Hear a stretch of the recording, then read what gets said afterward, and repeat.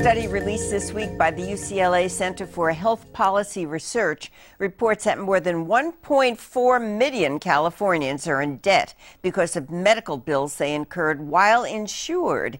In San Diego County, 1 in 10 people under 65 have medical debt. And joining me to talk about this is KPBS health reporter Kenny Goldberg. Welcome, Kenny. Thank you. How is it that so many insured Californians have debt, medical debt, when the purpose of buying insurance is so that you don't have to empty your pockets when you go to the doctor? Well, that is ostensibly the purpose of insurance, but I think what we're seeing is a lot of people are forced to buy insurance on the individual market. And the individual market policies, there are a lot fewer consumer protections than with group policies. And what a lot of people are doing is they're buying these high deductible insurance plans whereby they save money on monthly premiums, but they have to meet a certain high deductible before the insurance company kicks in. And what happens when push comes to shove is they can't afford the deductibles.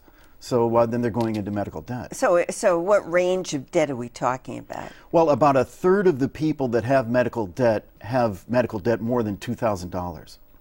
Well, that's considerable. These people, are they self-employed? Is that why they're buying individual plans? Right. They're either self-employed or in the restaurant industry, in the kind of businesses where they don't provide group health insurance. Okay, so at this point, we know that San Diego's unemployment rate is more than 10%. How has this economic recession affected this whole issue of medical debt? Oh, I think there's no doubt that it's making it worse. I mean, we're finding more and more people losing their jobs, losing their group health insurance.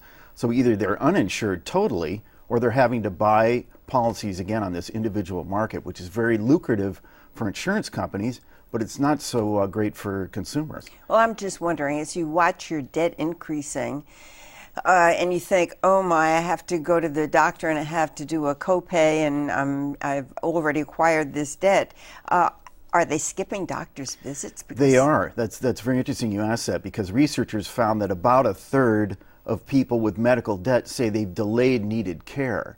And that's a higher percentage than people who are uninsured delay medical care. So it really does have an effect. All right. Now, we know that there are public health programs that exist in California to try to help people. Of course, there have been budget cuts in California, and these public health programs have suffered.